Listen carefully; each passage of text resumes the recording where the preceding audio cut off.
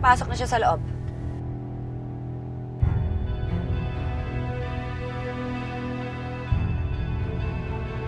Mukhang kinakabahan itong si Mr. Ignacio.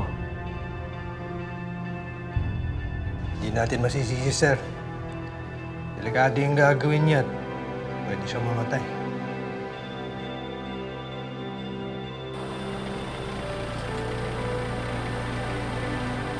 Ma'am, ayun yung sasakyan niya. Ayun yung sasakyan ni Mayor.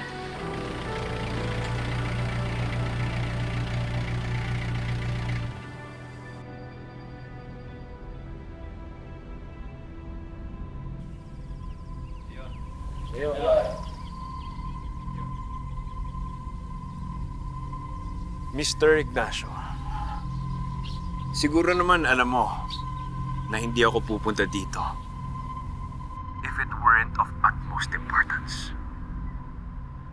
Naintindihan ko, Mayor.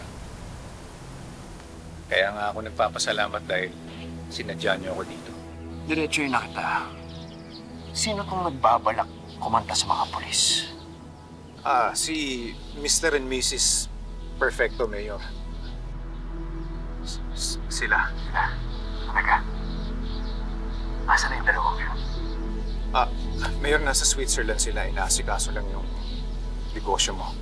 Pero alam ko, ngayong araw din uuwi si Mr. Perfecto. Pero Mayor, kailangan niyo maintindihan. Ano? Balak mo na rin ba kumanta sa mga polis, ha? Mayor, ang totoo niyan, hindi nagustuhan ng mag-asawa na ginamit niyo yung funds ng organization para bayaran si Arturo 3 hari. Kaya pagkatapos ng hostage crisis sa Aqua Park, Mayor, nilapitan nila ako. Niligawan nila ako para pumanig sa kanila. At they were planning a coup against you. ako? Against me? Yes, Mayor. Sigurado ka? Pero hindi ibig sabihin na kumakampi ako sa kanila, Mayor. Hindi ganun.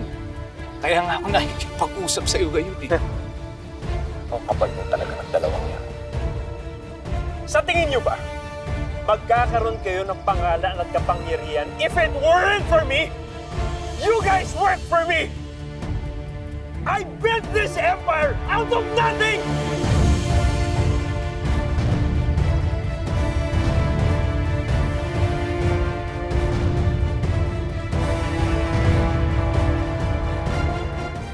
At itong tandaan nyo, sisiguraduhin kong mamamatay ang lahat na magtatangkang kunin sa akin to. Naiintindihan mo?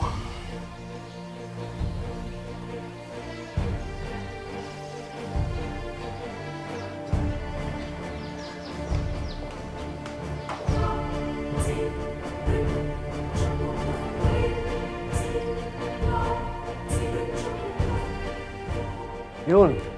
Bingo. Onde, good job. Malapit na mahuli si Mayor. Salamat, sir. Pero nagsisimula pa lang ang laban.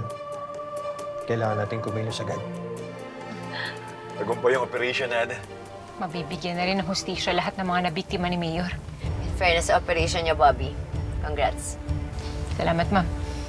Pero tayong lahat yun.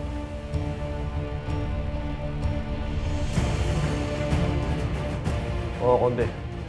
Ako na mismo mag-follow up ng warrant sa Office of the Prosecutor.